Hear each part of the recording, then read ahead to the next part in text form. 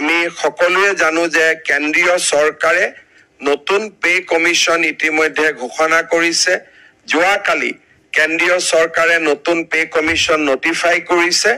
অসমতো আমি খুব সোনকালে দৰমহা আয়োগ গঠন কৰিম যাতে ৰাজ্যৰ কৰ্মচাৰীসকলে কেন্দ্ৰীয় চৰকাৰে ঘোষণা কৰা দিনৰ পৰাই আমি যাতে পে কমিশনৰ সুবিধা পাব পাৰো।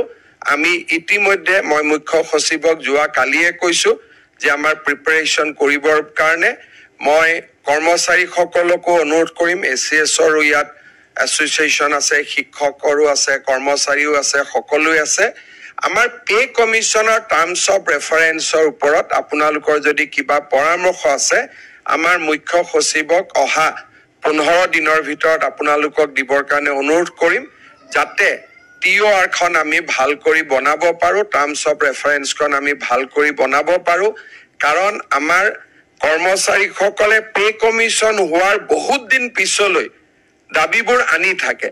চেন্ট্ৰেল গভৰ্ণমেণ্টৰ নিয়ম হ'ল যে পে কমিশনৰ যি হৈ গ'ল তাৰ পিছত ইট কেনট বি ৰিঅপেন।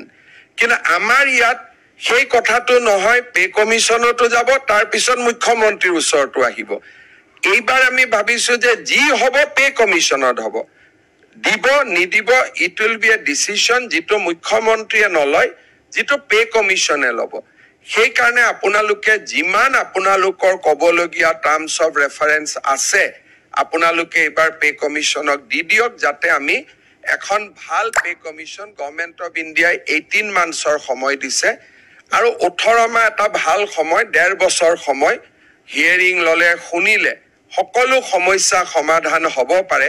সেইকাৰণে মই আপোনালোকক পে কমিশনৰ ক্ষেত্ৰতো আজিৰে পৰাই মুখ্য সচিবৰ লগত আলোচনা কৰি টাৰ্মছ অফ ৰেফাৰেন্স দি দিবৰ বাবে মই অনুৰোধ কৰিম যাতে আমি এই সমস্যাবিলাক এটা শৃংখলাবদ্ধভাৱে আমি সমাধান কৰিব পাৰো।